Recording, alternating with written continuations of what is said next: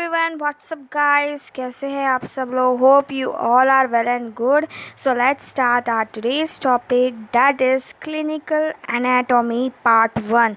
ये सिर्फ पार्ट 1 है, अभी बहुत सारे पार्ट आएंगे जिसमें हम लोग clinical anatomy of heart study करने वाले हैं। लेकिन हमेशा की तरह शुरू करने से पहले थोड़ी एनर्जी बूस्ट अप कर लेते हैं। So here it is.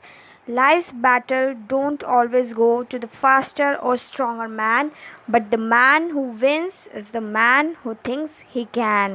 मतलब it's all the mind game। अगर आप सोच लेते हो कि आप कुछ कर सकते हो तो you can definitely do that. Okay, so let's start our today's topic.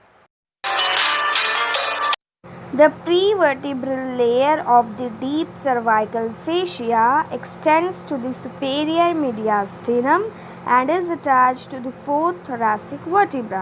An infection present in the neck behind this fascia can pass down into the superior mediastinum but not lower down.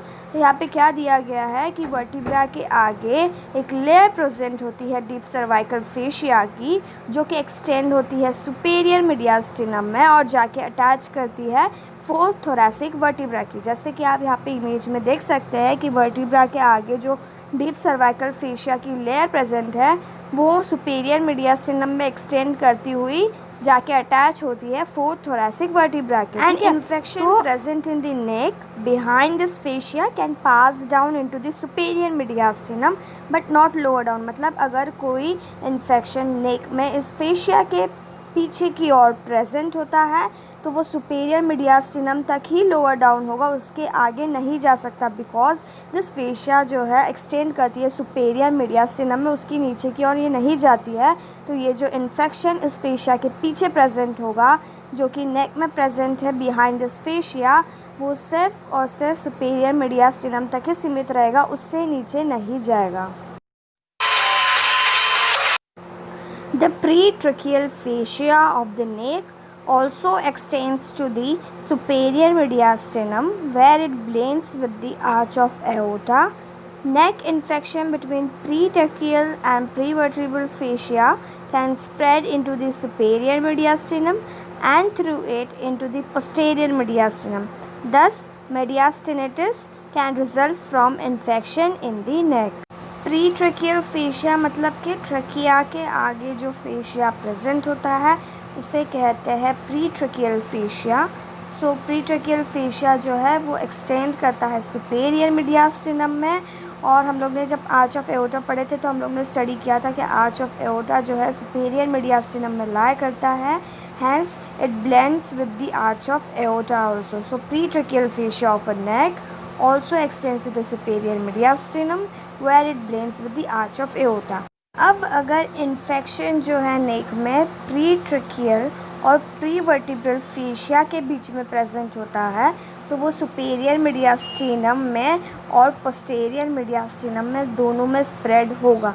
So it can spread into the superior mediastinum and through it into the posterior mediastinum. Superior mediastinum के through ये posterior mediastinum में भी spread होता है।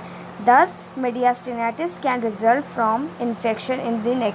अब mediastinitis क्या है? So it is the inflammation of mediastinum. Mediastinum मतलब it is the chest cavity which contains heart, thymus gland, some lymph nodes and part of esophagus, aorta, thyroid and parathyroid gland. तो ये ऐसी chest cavity जिसमें ये सब चीज़ें present होती है उसको कहते हैं मीडियास्टिनम। अब मीडियास्टिनिटिस जो है उसके कॉजेज़ क्या है कि मीडियास्टिनिटिस क्यों होता है। तो एक तो कॉज ये है कि अगर इन्फेक्शन अगर नेक में हो जाता है तो उसके वजह से मीडियास्टिनिटिस होता है। अदरवाइज़ यूजुअली मीडियास्टिनिटिस जो होता है वो इस वजह से होता है कि अगर कोई इसोफेगस में टीयर हो जाता है या फिर चेस्ट की सर्जरी करनी पड़ती है तो उसके वजह से उसका एज ए रिज़ल्ट मीडियास्टिनिटिस होता है।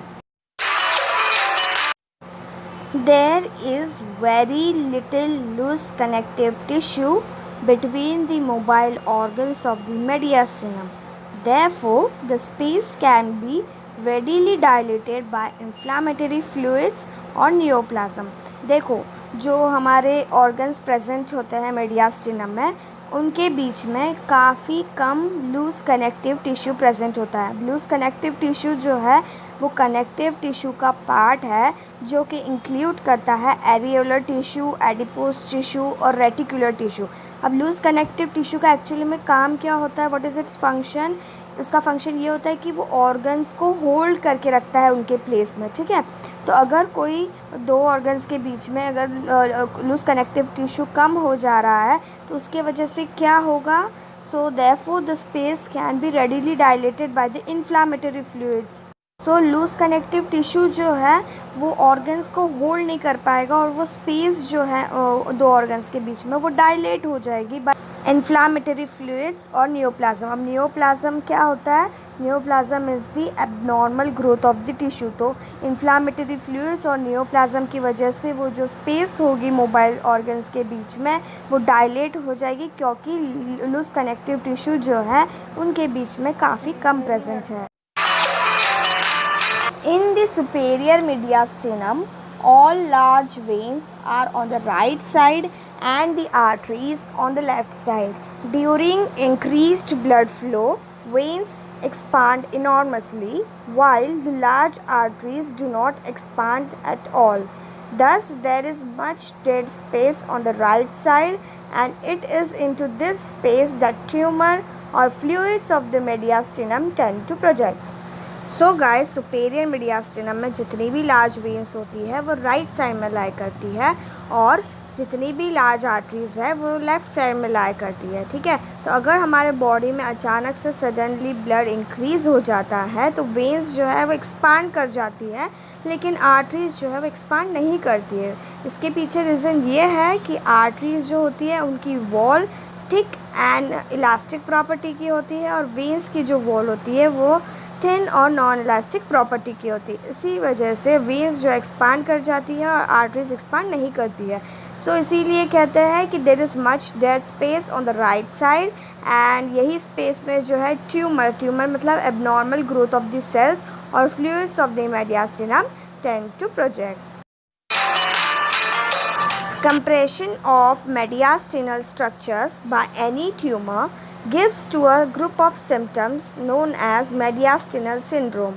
The common are as follows. देखो, हम लोग ने स्टडी किया था कि मेडियास्टिनम में कौन से स्ट्रक्चर्स प्रेजेंट होते हैं, जैसे कि heart, thymus gland, lymph nodes, oesophagus, ऐसे बहुत सारे स्ट्रक्चर जो होते हैं मेडियास्टिनम में प्रेजेंट होते हैं। अगर मेडियास्टिनम में जो भी स्ट्रक्चर प्रेजेंट है अगर वो कंप्रेस हो जाते हैं बिकॉज ऑफ एनी ट्यूमर मतलब एबनॉर्मल ग्रोथ ऑफ सेल, अगर उसके वजह से मेडियास्टिनम में प्रेजेंट कोई भी स्ट्रक्चर कंप्रेस हो जाता है तो उससे जो है ग्रुप ऑफ सिम्टम्स डेवलप होते हैं। ग्रुप ऑफ सिम्टम्स को हम लोग क्या बोलते हैं? Syndrome is known age group of symptom.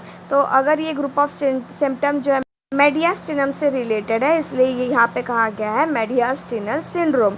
तो ये मेडियास्टिनल सिंड्रोम क्या क्या है अब हम लोग एक एक करके स्टडी करेंगे। So firstly, obstruction in the superior vena cava gives rise to engorgement of veins in the upper half of the body. देखो, अगर superior vena cava में blockage आ जाएगा तो वेनस ब्लड जो है राइट एट्रियम तक नहीं पहुंच पाएगा। तो अगर वेनस ब्लड राइट एट्रियम तक नहीं पहुंच पा रहा है तो वेन्स जो होती है वो एंगॉज हो जाएंगे। एंगॉज कैसे होती है? अब आप ये इमेज में देख सकते हैं कि वेन्स किस तरह एंगॉज हो चुकी है। तो ये upper half of the body में ही होगा, क्योंकि सुपेरियर वेना केवा जो होती है वो ब्लड कहाँ से लाती है? सिर्फ upper half of the body से। इसलिए जो एंगॉजमेंट ऑफ वेन्स होगा वो भी upper half of the body का ही होगा।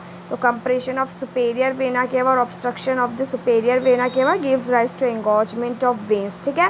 Then secondly, pressure over the trachea cause dyspnoea, मतलब अगर ट्रकिया के ऊपर प्रेशर गिरता है, कंप्रेशन होता है ट्रकिया का, तो उसके वजह से सांस लेने में जो होती है वो दिक्कत होती है और कफ जो होता है वो भी होता है, ठीक है।